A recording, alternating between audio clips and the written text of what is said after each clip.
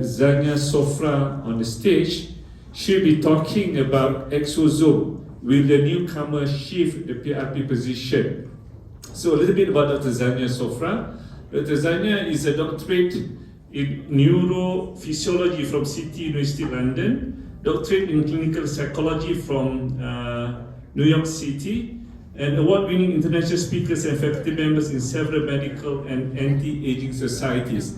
Without further ado, I would like to let Dr. Sofra, let us give a round of applause to her. Thank you very much. Thank you for inviting me. I appreciate the invitation and I'm grateful. I'm very excited to be here.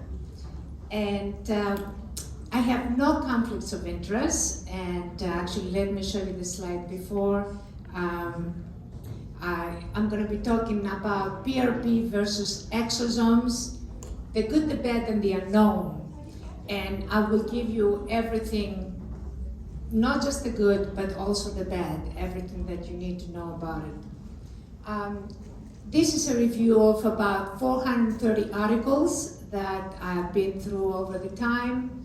And let's talk about what PRP, I'm sure everybody knows what PRP is. It has to do with the purification process. As you can see, this is the PRP. You see a very, very tiny part after the second spin that you can produce. And it has been used very widely in orthopedics, in burns for plastic surgery, in facial rejuvenation. Now, I looked into this review article, had about 18 articles on PRP on cells, 10 on animal research, 16 on clinical studies. The animal research I'm not very fond of because it's very different than clinical research. 24 on skin aging, and about 4 of them were on the limitations of PRP. So most articles out there are going to tell you how wonderful PRP is. And why is it so wonderful? Number one thing that they all say that it does is that it increases collagen. And as soon as we say these days, oh, this increases collagen, we say, okay, we don't need to hear anything else, but you should hear more. Why? Because collagen is out of thousands and thousands, about 400,000 proteins in the human body. And only in the skin, you have 8,987 proteins in the outer epidermis and 9,140 in the inner epidermis. 18,127,000 proteins. Now, youth is the result of the proteostasis, or the homeostasis, we call it proteostasis, of all these proteins, not just the presence of collagen. And that's something that you need to understand. So collagen is one of over 100,000 proteins that have been identified. It's about 400,000 now that are unknown. So rejuvenation is the result of the protein homeostasis. Just one protein being very much is going to create keloids, like, collagen. Too much collagen will create a keloid. So it's not merely the lack of collagen. So that's a very important thing to kind of keep in mind. Now, the PubMed has reached and searched research articles on the adverse effects of PRP.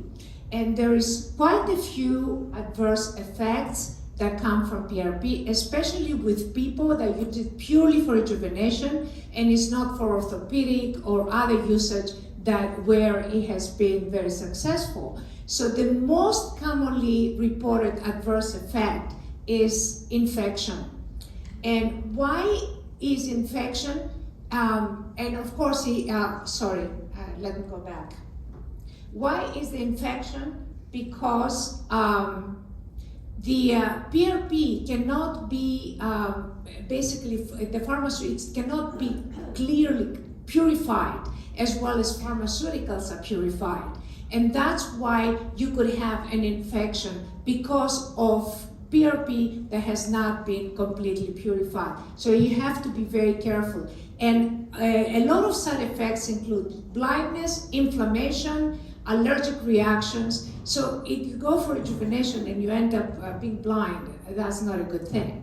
So let's talk about exosomes now, because we need to compare the two. And the exosomes have been used for scar removal, for skin rejuvenation, for hair growth. There is a lot of exosomes for hair growth, and of course for pigmentation regulation. And exosomes come from a number of sources. They come from saliva, from breast milk, blood. Basically, the exosomes are communication agents within the body. And the fathers of this wonderful newcomer is these three scientists, Rothman, Shackman, and Sudhoff, that got the Nobel Prize in 2013. I've been following their research since the year 2000, and it was very exciting when I heard that they actually got the Nobel Prize. The exosomes, they're tiny. They're like about, at the most, they're about 100 nanometers. Which means nanometers is you cannot, obviously you cannot see it with naked eye, it's impossible. So they originate and they're released from the exocytes. And you can see here, you see that's the endocytic vesicle, and then you have the multivesicular body, and you know the liposome, they originate from the endosomal network, and from there you have the exosomes that basically this is a cell. And they are for cellular signaling. They are what signals within the cell, within the body. And they are responsive for, they play a big role in the immune defense. That can be a double-edged sword, because if they give the wrong signal, then the immunity can be affected very dramatically. And of course, they have a very important role in genetic material. That's again kind of, it can be a tricky thing. So exosomes are made of intraluminal vesicles, and as you can see here, that's the multivesicular bodies and the liposome, and then you have the exosomes. That's under the microscope to give you a more scientific look at this. And they contain a lot of things. So this is an exosome, basically. What you hear, signaling proteins, cytoskeletal proteins, metabolites, nucleic acids. This is the exosome, just so to show you. They're really like packages that you send with FedEx or DHL to reach from one place to another place. So the exosomes carry all this information from one cell to another. And they are basically divided, they can be divided in two ways. In the necessary endosome sorting complex, or they can be independent. They can be dependent on it or independent on it. And independent on it, they have to be connected to lipids and essential proteins. This is molecular biology, but I'm putting it in as an information for you.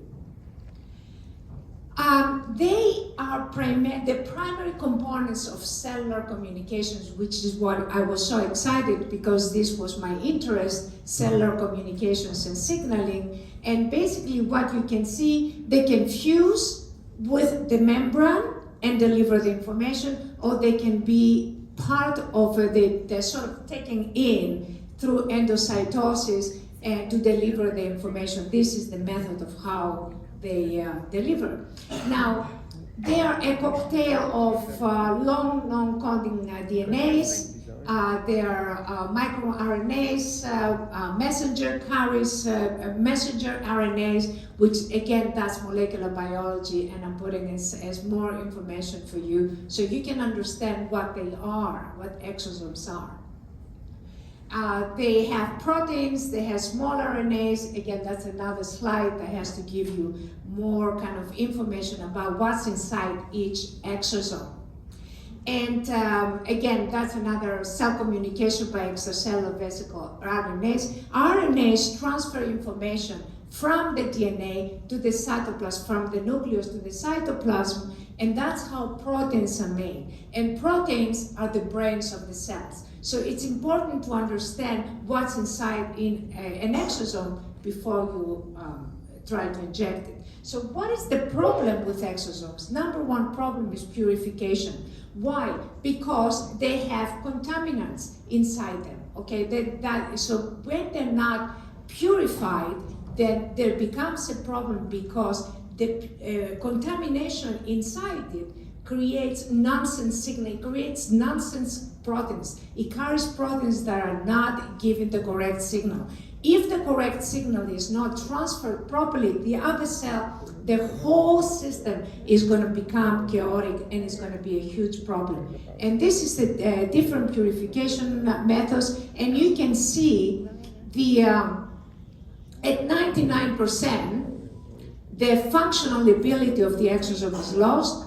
At 50%, you could have damage because it's only 50%. So we're still in a process of trying to figure out how we can purify them, but maintain the number of exosomes that you want, so we don't lose the quantity by improving the quality. And this is what's happening right now. You increase quality, you lose quantity, you increase quantity, you lose quality. So the other problem, he said there's a problem that everything in the body has exosomes, and where you got it, a cell can have a lot of exosomes in it. And if you give into the injection the wrong number of exosomes, then you could have a worse problem from that you had before. The main problem with exosomes is that they are used by viruses and also cancers to kind of transfer the wrong information, the bad information, and that is the dark side of exosomes. So they have contributed in the development of many diseases from our investigation. The other thing is that they're wonderful for cancer. You have some research that says, yes, use it for cancer, and there is some other research that says no, do not use for cancer because they create more cancer. They kind of get metastasis far more to prolong the process of cancer, and also they create more metastasis. Now, exosomes have contributed in the development of several diseases, but at the same time, they have very powerful therapeutic effects. So it's a scale here. Should I use them or should I not use them? And the pathogenetic effects depend on how inflamed the person is. So if the person has a lot of inflammation in their system because they're very old or because at the doorstep of some illness, then the exosomes might have a pathogenic effect on them. If they're very healthy, then they're going to have therapeutic effect. So the pathogenesis of the person is very important. You need to know if your patient has a very high level of inflammation. And CRP, for example, if their CRP is very high, it might not be a good thing to do exosomes there. So exosomes have been observed to also transfer misfolded proteins. What is a misfolded protein? Is a protein that is non-functional. A misfolded protein gives nonsense signals. If I give nonsense signals to a cell that it divides, then that cell will become a cancer cell because it doesn't have all the instructions that are necessary for it to divide. Whoops. Okay, that doesn't work anymore. Okay, so now tumors also communicate through exosomes, and that's another thing you need to remember. So tumors will also have been observed to be involved in the spreading of pathological misfolded proteins, and that is going to go into the system. Now, at the age after 50 or 55, we all have cancer cells. It's just our immune system is dealing with it, but if information starts expanding and being transferred, then it can become a problem. So the beneficial effects are 50-50. Some of them are very beneficial and they're necessary for certain disorders, especially when there is no other choice. And at the same time, you have cancers and virus and neurodegeneration that can also be transferred with stem cells. Now, with exosomes, sorry. So the exosomes carry the RNAs, okay? These are involved in genes, in how the genetic expression happens. And we express genes for different reasons. When we're happy, when we're sad, because there is time to be expressed, because somebody hit our head with something, or whatever. So we express in genes. So gene expression is not always a good thing. So reinforcing gene expression does not mean that this is going to be a good thing. Some genes have positive effects and some genes have negative effects. For example, I don't know if you're old enough to know about the craziness about telomeres, and they had the telomerase and creams and injections and all kinds of things. Well, as it turns out, a mutation to the POD1 gene gives basically these people, their telomeres never get shortened. Telomeres get shortened normally when you're aging. Okay, they get, when it divides, it gets shorter. But these people do not get shorter telomeres, so they should be healthier, right? And they should be more rejuvenated. No, it's the opposite. Actually, they had cancers. 15 out of 17 people had both malignant and other tumors because of this inability to shorten their telomeres.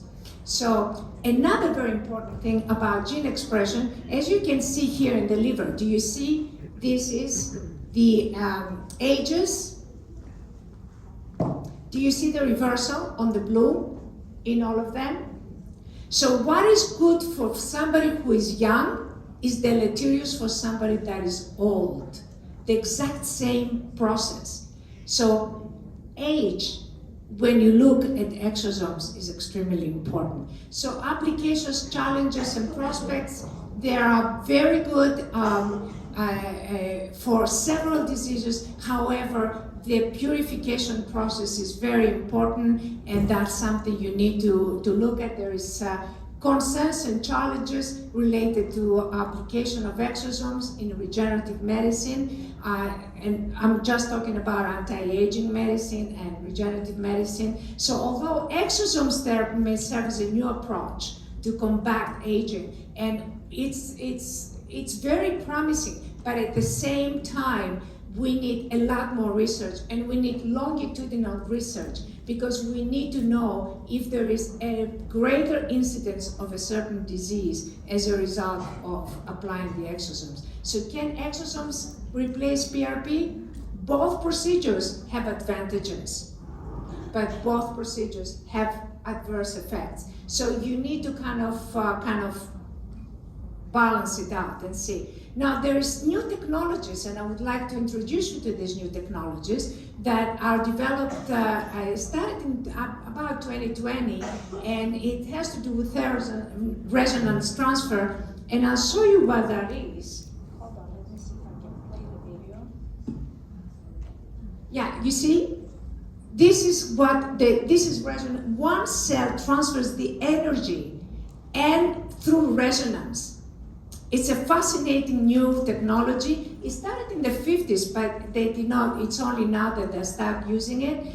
And basically what it does is through resonance, it helps proteins to be folded again. Remember, a misfolded protein is useless.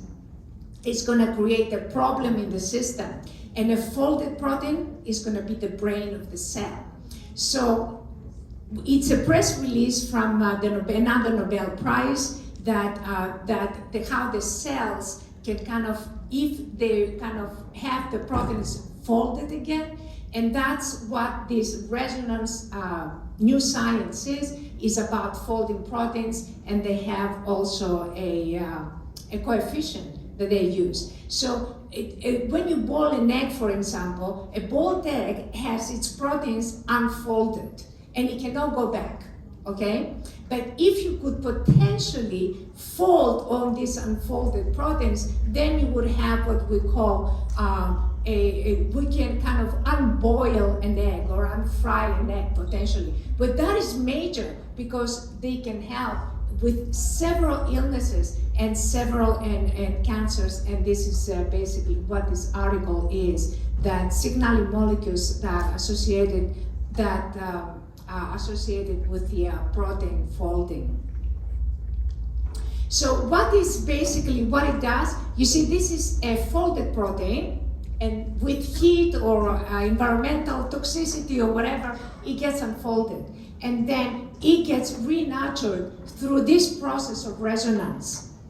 It becomes functional again. So basically, you bring it back from the dead, and you can do that at the molecular level. You cannot do that with whole objects because they become a crystal. And this is basically what you look at, under the microscope, and how signaling resonance energy transfer restores protein function and protein folding.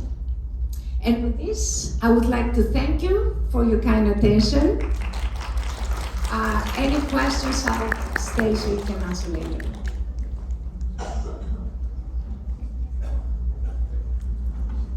Thank you very much, Dr. Xanya. Very informative, very information. I guess, when I look at the topic today, from early in the morning until now, we are talking about hair technologies, hair new advancement. I guess in another 5 or 6 years' time, you won't be seeing people balding.